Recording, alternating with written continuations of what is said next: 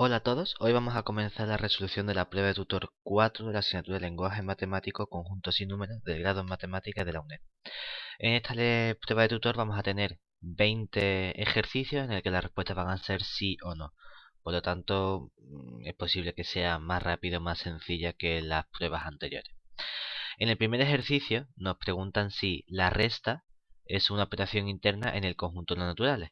Es decir, tenemos una operación que es la operación que podemos denotar con el signo menos, que va del conjunto de los naturales por los naturales en el conjunto de los naturales. El hecho de que si yo cojo un elemento A y un elemento B, entonces el resultado de hacer A menos B esté aquí, esto es lo que nos diría que es una operación interna, claro. Sin embargo,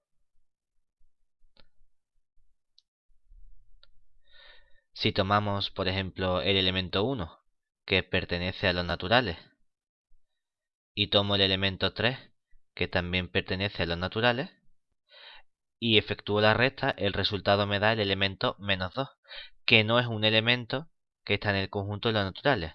Luego, no es operación interna.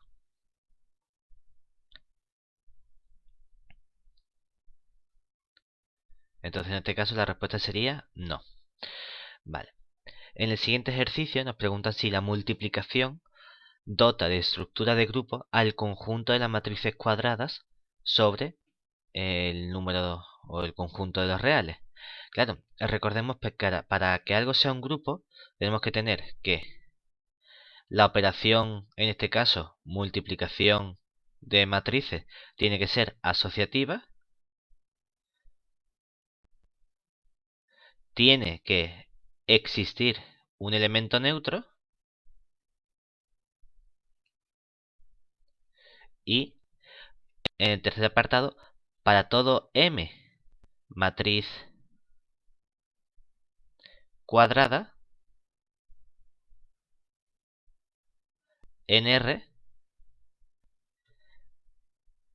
tiene que existir M tilde, que podemos llamar el inverso o simétrico de M mayúscula. Claro, el problema que tenemos es que con la estructura que tenemos a la operación de multiplicación, claro, si yo cojo por ejemplo la matriz M, que es una matriz cuadrada, que es la matriz 1, 0, 0, 0, esto es una matriz cuadrada con coeficientes en R, pero ¿qué ocurre? Que no existe una matriz M tilde tal que al hacer M por M tilde me dé lo mismo que hacer M tilde por M, que me dé la matriz identidad. Y por lo tanto, eso nos está diciendo que no es un grupo. Precisamente porque existen matrices que no pueden ser invertibles, siempre y cuando el determinante sea 0. ¿Vale? En el tercer ejercicio nos piden un resultado similar, pero nos están diciendo ahora el conjunto de todas las matrices cuadradas con determinante no nulo. Y en este caso queremos ver si esta operación dota a nuestro conjunto de estructura de grupo. Entonces, ahora, si tenemos un grupo, ya que si el determinante de M es distinto de 0, entonces sabemos que existe una matriz M tilde tal que M por la M tilde me da lo mismo que la M tilde por la M y me da precisamente la matriz identidad. ¿De acuerdo? Entonces ahora sí tenemos un grupo. Vamos al ejercicio 4.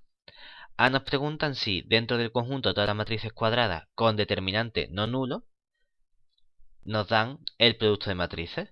Y queremos saber si este producto de matrices nos está dando una estructura de grupo abeliano. Claro, en general el producto no es no es abeliano, por lo tanto, no vamos a tener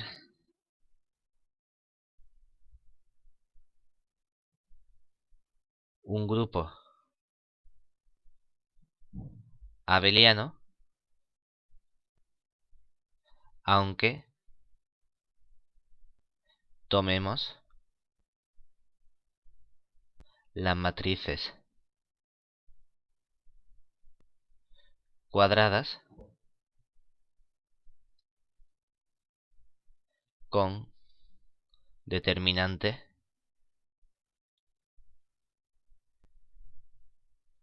no nulo. Basta considerar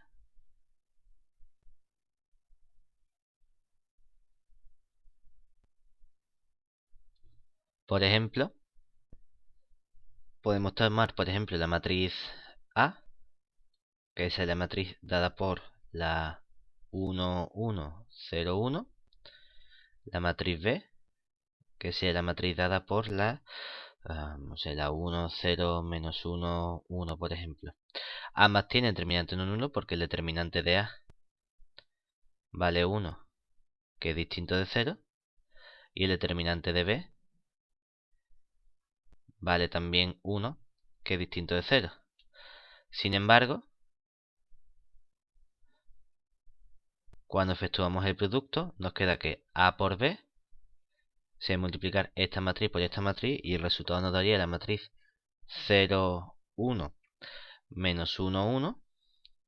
Y cuando multiplico la matriz B por la matriz A, si multiplicar esta matriz por esta, el resultado sería la matriz 1, 1 menos 1, 0. Y estas matrices son distintas, por lo tanto el producto no es conmutativo, incluso aunque estamos con las matrices con determinante no nulo. Vale, el ejercicio 5. Nos preguntan si Q más es un subgrupo de R más. Entonces, ¿cómo Q es un subconjunto de R? Podemos usar la caracterización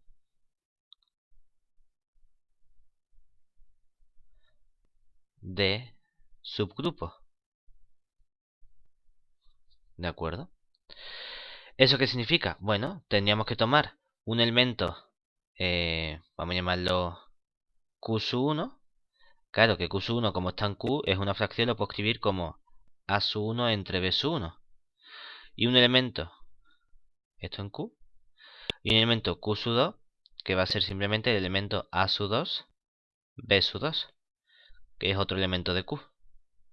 Claro, entonces vamos a calcular quién sería el elemento simétrico con la suma. El elemento simétrico con la suma es el menos, ¿verdad? Pues tendríamos que el Q sub 2 tilde o prima sería precisamente el menos Q sub 2, que sería el menos A sub 2 B sub 2.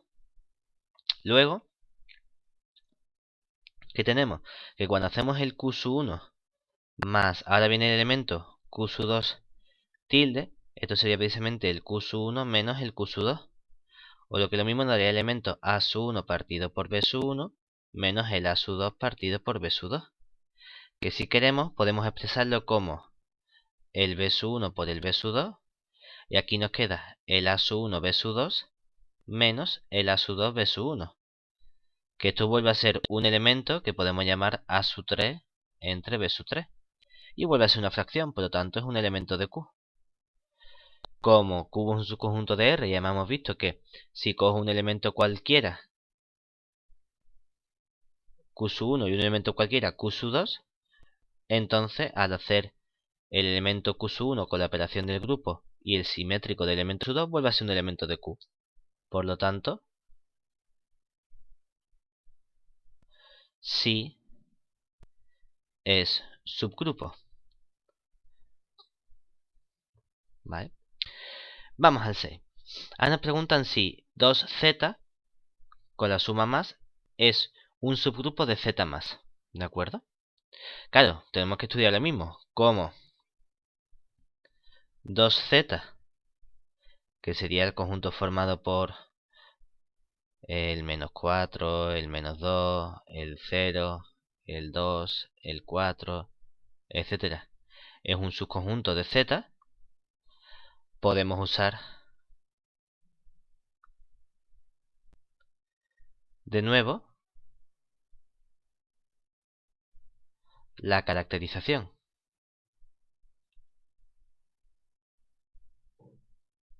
¿Eso es qué significa?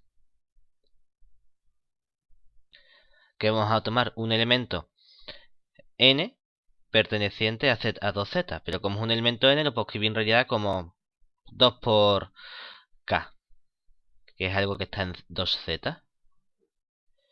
Y cuando tomo un m, lo puedo escribir como 2 por q, que pertenece también a 2z.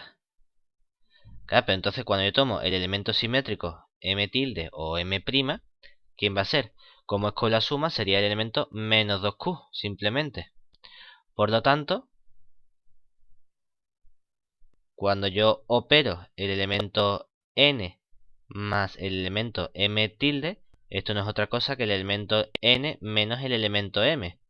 O sea que esto nos queda el elemento 2k menos el elemento 2q, que podemos expresarlo como el elemento 2 que multiplica a k menos q.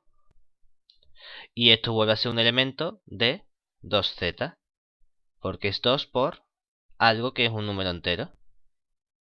Y esto ocurre para todo n y m perteneciente a z.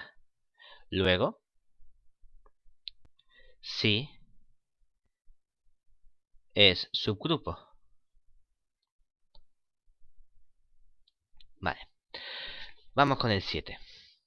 Ahora nos preguntan si 3z más es un subgrupo de 2z más. Y aquí el problema es que observemos que ¿quién es el conjunto 3z? Son todos los múltiplos de 3. Es decir, tendríamos por ejemplo el menos 6, el menos 3, el 0, el 3, el 6, etc. ¿Y quién es 2z? Son todos los múltiplos de 2. Es decir, el menos 4, el menos 2, el 0, el 2, el 4, etc. Sin embargo, como el elemento menos 3, por ejemplo, que pertenece a 3z, no pertenece a 2z, es decir, menos 3 no pertenece al elemento 2z, tenemos que el conjunto 3z no es un subconjunto de 2z. Luego, en particular, no puede ser subgrupo. Porque lo primero que tengo que tener es un subconjunto. Y una vez que tengo un subconjunto le puedo poner el apellido de subgrupo. Pero si directamente no es un subconjunto, entonces no hay nada que estudiar. ¿De acuerdo? Vamos con el 8. En el 8 nos dicen que aquí tenemos los múltiplos de 4z y los múltiplos de 2z. Y nos queremos hacer la misma pregunta. Claro, en este caso, observamos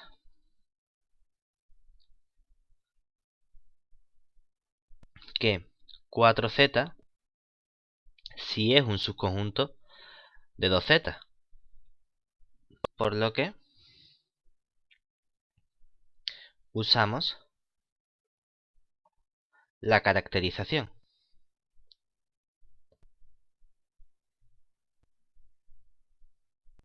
de subgrupo. Y aquí hacemos el mismo proceso.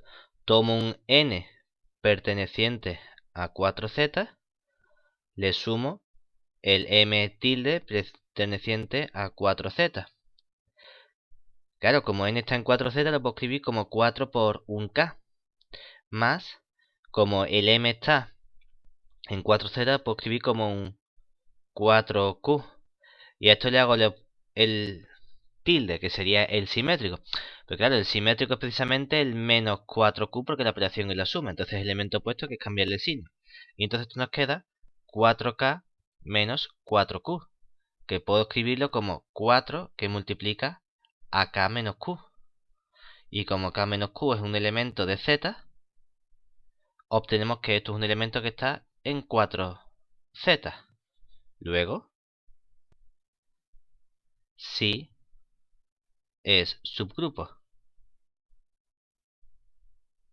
¿Vale? Venga, vamos con el 9. El 9 aquí me dan el conjunto z sobre 3z, que es un conjunto cociente de los enteros módulo 3. Entonces lo que tenemos que estudiar aquí son las posibles clases de equivalencia, porque el conjunto formado por z cociente con 3z es el conjunto cociente, y los elementos del conjunto cociente se llaman clases de equivalencia. Entonces, sabemos que los posibles restos al dividir entre 3 son 0, 1 o 2. Por lo que tenemos tres clases de equivalencia. Tenemos que el conjunto cociente de z sobre 3z va a estar dado por la clase de equivalencia del 0, la clase de equivalencia del 1 y la clase de equivalencia del 2. ¿De acuerdo? ¿Dónde? ¿Quiénes son estas clases de equivalencia? Pues la clase de equivalencia del 0 son todos los números que dan resto 0 al dividirlos entre 3. Por ejemplo, el menos 6, el menos 3, el 0, el 3, el 6, etc. Y la clase de equivalencia del 1 sería la clase de equivalencia formada por los números que dan resto 1 al dividirlos entre 3. Por ejemplo, el menos... Bueno, tenemos aquí el 1, tenemos el menos 2, tenemos el menos 5, tenemos el 4, tenemos el 7, etc. Y la clase de equivalencia del 2 son todos los que dan resto 2 al dividirlos entre 3. Por ejemplo, el 2, el menos 1, el menos 4, pero también el 5 o el 8, etc. ¿De acuerdo? Claro, es verdad que podemos, dentro de la clase de equivalencia del 2, podemos coger como representante el 2 o el 5 o el 8 o cualquiera de estos números. Pero la clase de equivalencia sigue siendo la misma. Por lo tanto, como solo hay tres posibles restos, en efecto tenemos que el cardinal del conjunto cociente de z sobre 3z es en efecto 3, que es el que nos dice. Es decir, solo tiene 3 elementos. ¿De acuerdo? Vamos a la pregunta 10. Nos preguntan si z más por es un anillo unitario. ¿De acuerdo? Entonces, claramente sabemos que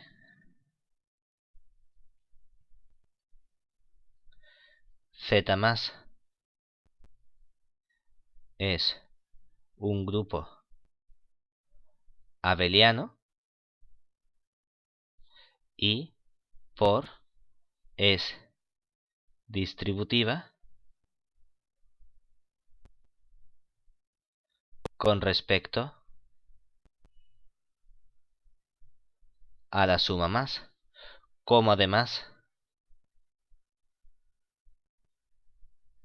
existe elemento 1 perteneciente a z, tal que 1 por a es igual a a para todo a perteneciente a z, tenemos que la terna z más por es un anillo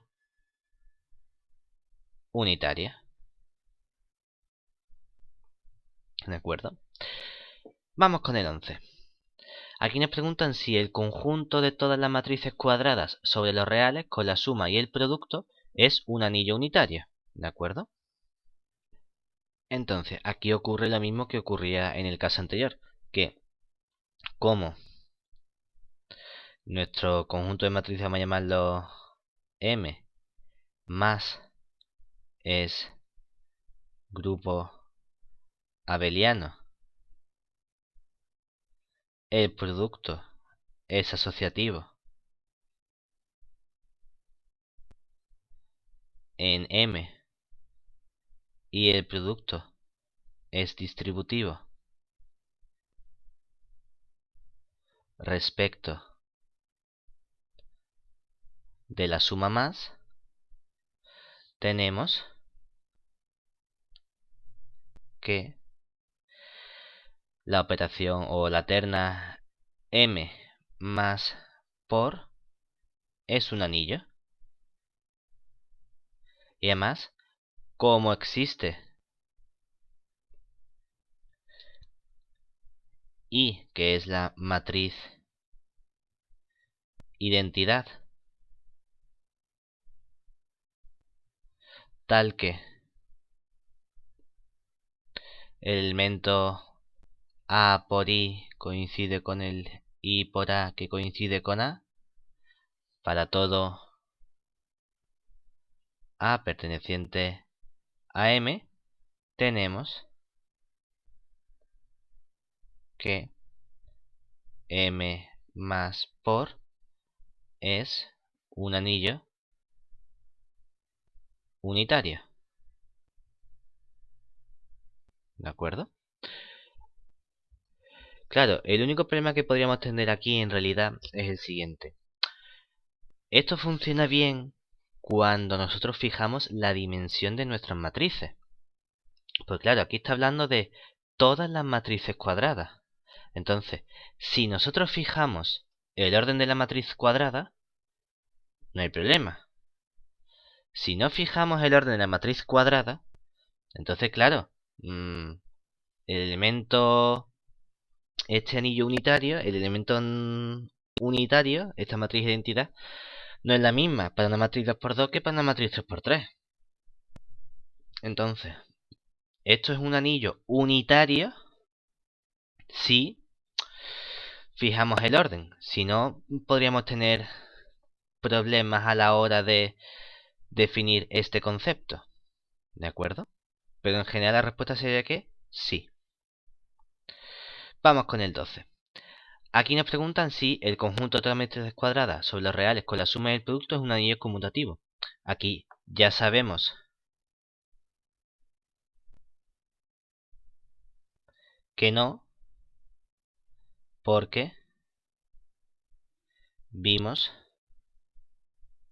que el producto de matrices no era conmutativo.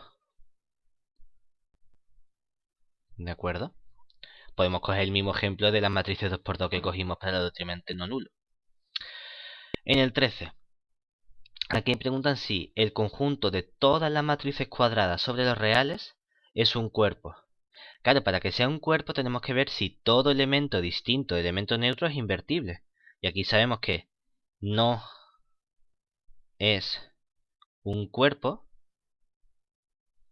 porque si tenemos determinante de A igual a 0, entonces A no es invertible. ¿De acuerdo? Y si no tiene inversa, entonces no puede ser un cuerpo, porque una característica del cuerpo es que todo elemento distinto del 0 tiene inverso. Y ahí sabemos que las matrices con determinante nulo no tienen inverso. En la 14 nos preguntan qué pasa si A es el conjunto de las matrices cuadradas con determinante no nulo. Y si entonces la suma y el producto dotan al conjunto A de estructura de cuerpo. Claro, es decir, ahora sí tenemos un cuerpo, ya que para todo A, bueno, vamos a poner aquí, para todo, como han llamado A el conjunto, para toda matriz M perteneciente a, se tiene que si M es distinta de la matriz nula, entonces el determinante de M es distinto de 0, ¿de acuerdo? Luego tendríamos que A es invertible y, bueno, que la matriz M es invertible y A es un cuerpo. Realmente, para que A sea un cuerpo, a este conjunto debo añadirle la matriz nula. Porque si no le añado la matriz nula, es decir, únicamente A más por, no es un cuerpo. ¿Por qué?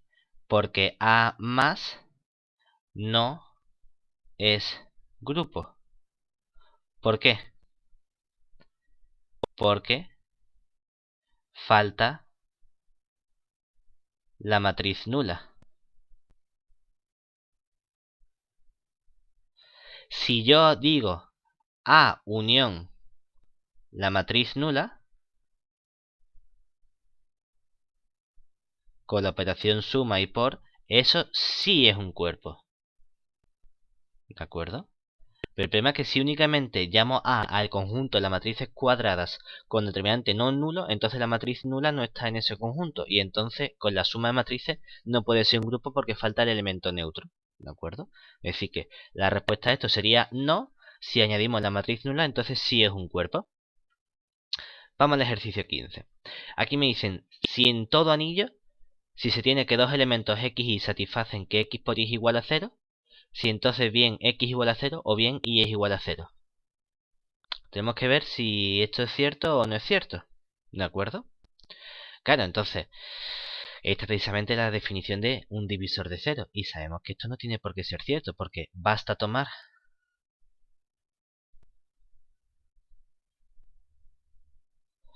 z sobre z4 con la suma y el producto para ver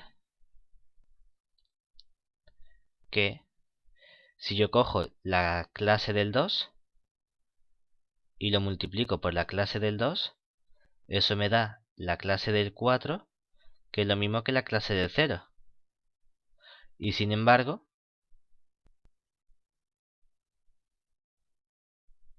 la clase del 2 es distinto de la clase del 0.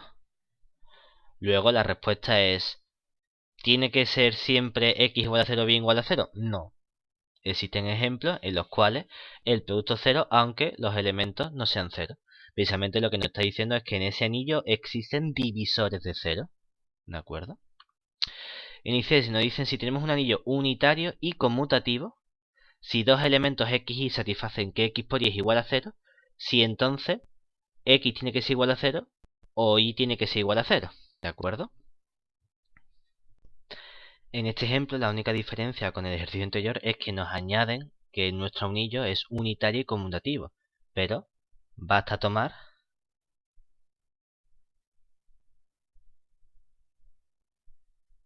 el mismo ejemplo con el anillo z sobre z4 con la suma y el producto, que es un anillo, es unitario y además es conmutativo. Porque el producto de números enteros es conmutativo. Donde, de nuevo, la clase del 2 por la clase del 2 es la clase del 0, pero la clase del 2 es distinta de la clase del 0. Por lo tanto, tenemos un ejemplo de un anillo unitario conmutativo, de modo que dos elementos al multiplicarlos salen 0, pero ninguno de los dos son 0. Es decir que no es cierta esta propiedad. Vamos a la 17. Aquí me dicen que si tengo un cuerpo en el cual si el producto de los dos elementos es 0, entonces o bien x igual a 0 o bien y es igual a 0. ¿De acuerdo? Claro, y para ello sabemos que como k es un cuerpo, ¿eso qué significa? Que para todo elemento x perteneciente a k vamos a ponerlo con dos rayitas, con x distinto de 0, sabemos que existe un elemento x tilde perteneciente a k tal que x por x tilde es igual que x tilde por x, que es igual a 1. Es decir, todo elemento de un cuerpo distinto de 0 es invertible, ¿de acuerdo? Claro, pero ¿eso qué significa? Que si fuese el producto 0, si x fuese 0, entonces, claro, por reducción al absurdo,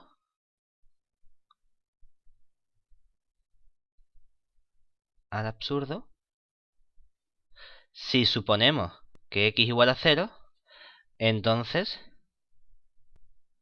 ¿qué ocurre? Que sustituyendo aquí 0 por x tilde es lo mismo que x tilde por 0, que es igual a 0. Pero ¿cuánto valía ese producto? Valía 1. Y eso no puede ser, ¿verdad? Entonces, x tiene que ser distinto de 0. Pero si razonamos análogamente, en vez de con el elemento x, con el elemento y, obtenemos el mismo resultado. Es decir, que si como y es un elemento de k distinto, supongamos distinto de 0, entonces ¿qué sabemos? Que es invertible. Claro, y si es invertible, ¿eso qué significa? Que entonces existe un elemento y tilde, de modo que tengo este producto, pero con igual a 1 con las y. Pero entonces me quedaría que 0 es igual a 1. Es decir, análogamente, obtenemos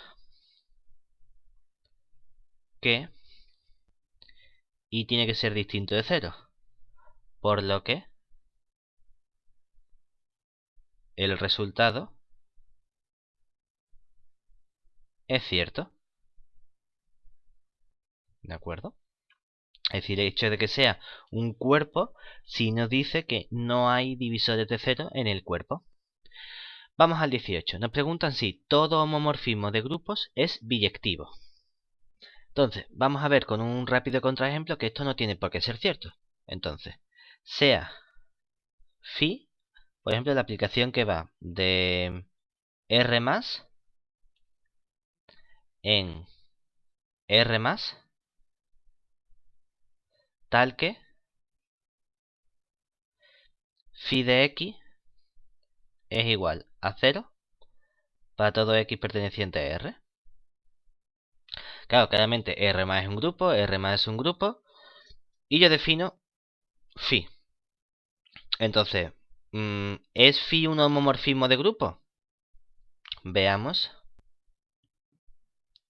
si phi es homomorfismo de grupos. Por un lado, ¿quién sería phi de x1 más x2? x1 más x2 es un elemento que está en R. Y entonces sé que, bueno, pues esto es simplemente phi de lo que sea, ¿quién es? 0, ¿vale? Por otro lado, ¿quién es phi de x1? Pues phi de x1 es 0. ¿Y quién es phi de x2? Pues phi de x2 es también 0. Y entonces, ¿quién es phi de x1 más phi de x2? Pues resulta que también es 0. Entonces, como phi de x1 más x2 coincide con 0, que es lo mismo que phi de x1 más phi de x2, y esto es para todo x1 y x2 perteneciente a R, tenemos que phi es homomorfismo de grupos. Sin embargo, ¿Qué le pasa? No es biyectivo. Porque ni es inyectivo, porque todos van al 0, ni es objetivo porque el 1 no es imagen de nadie, por ejemplo. ¿De acuerdo? Entonces tenemos un ejemplo muy sencillo de un homomorfismo de grupos que no es biyectivo. En el 19 nos preguntan la aplicación contraria. Si toda aplicación biyectiva entre dos grupos abelianos tiene que ser un homomorfismo. ¿De acuerdo? Entonces tenemos que pensar si esto también es cierto o no es cierto. Hombre, no tiene por qué haber relación entre el hecho de que tenga una aplicación biyectiva y que algo sea un homomorfismo entre grupos. Aquí es verdad que nos dicen grupos abelianos. Bueno, vamos a intentar pensar en grupos abelianos sencillos, que lo más sencillo es tomar normalmente la operación suma. ¿De acuerdo? Y una vez que tenemos eso, queremos ver si nuestra aplicación va a ser un homomorfismo, siempre y cuando tome una aplicación que sea biyectiva. ¿Vale? Entonces, por ejemplo, consideremos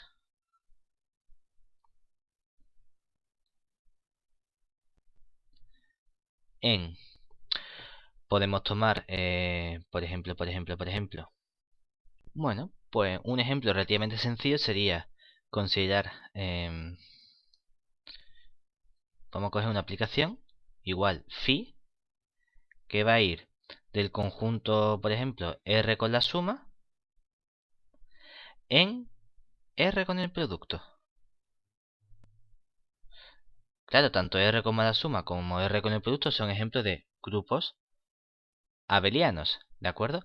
Lo que pasa es que aquí vamos a quitar el elemento 0, ¿de acuerdo? Para que sea un grupo. Es decir, quitamos el 0 y así tenemos que todo funciona bien. Y va a ser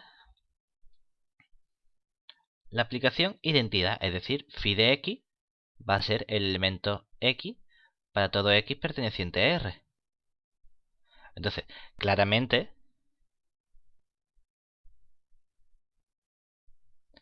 phi es...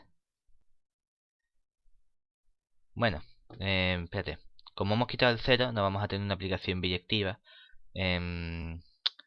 Vamos a hacerlo distinto. Vamos a buscar otro ejemplo para que sí sea una aplicación biyectiva. Vamos a considerar entonces la siguiente aplicación. Entonces, para ello vamos a coger la aplicación que va